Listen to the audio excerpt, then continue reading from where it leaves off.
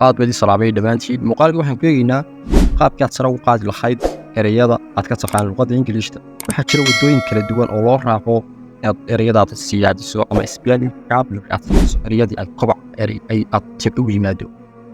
Ugu horreyn hadda waxaad ogaataa haddii aanad ku dabaqin hababkan aan soo wado ereyadaadu ma dhaafayaan halka ay taagan yihiin. habka koowaad aan kula wadaagayo waxa weeye synonym ama antonym inaad dabaqdo markaad dhiganayso ereyada waana leedkii iyo micnihii.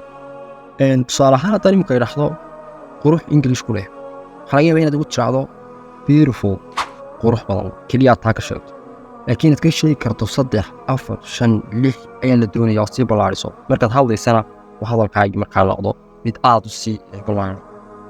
tusaale imika ahaan beautiful waa qurux badan sax lovely qurux badan cute qurux badan gorgeous qurux badan magnificent qurux badan fabulous qurux badan glorious qurux badan waxaan horumada qoon baa laga yaabaa qaar ka mid ah laakiin waa inaad barataa markaad ereyga baranayso qaabkan aad ku dabaqdaa. waxaa kaloo aan kugu darayaa oo taas ina kuu sii raacsan waxa weeye ereyga markaad baranayso in ereygu sife yahay inuu magac yahay iyo inuu ficil yahay iyana waa mid kaloo meesha taala. tusaale ahaan maanta waxaad baratay ereyga loo yaqaan authenticate waa verb markan haddaba markaan doonaya inaan ka dhigo sifo ka dhigo adjective ka dhigo waxay noqonaysaa authenticate so authentic bay noqonaysaa haddana si kale ugu qormayaa waxaad arkaysaa wixii kala duwan authenticity yana waa magacii authenticity. markaad baranayso waxaan doonayaa ereyada inaad ereygii verbkiisa qaadato nounkiisa qaadato adjectivekii qaadato wixii oo dhan ba urursato markaa taasina waa qaab kale.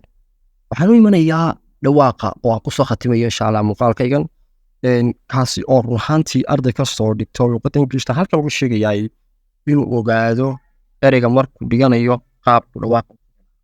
waxaan kuu sheegi doonaa sir aad ku sixi doonto dhawaaqaaga taasi oo ah YouTube search-ga ereyga doonaysa dhig pronunciation la qaaday. This is the method I've been using for the last year.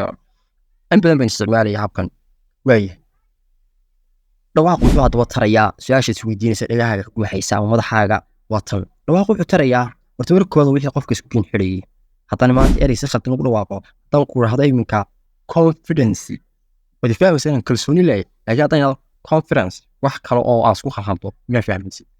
aad baad salaamay dhamaantiin muuqaalkii u dheeraada baan jecelahay. wasalaamu calaykum waraxmatullaahi wabarakaatuh.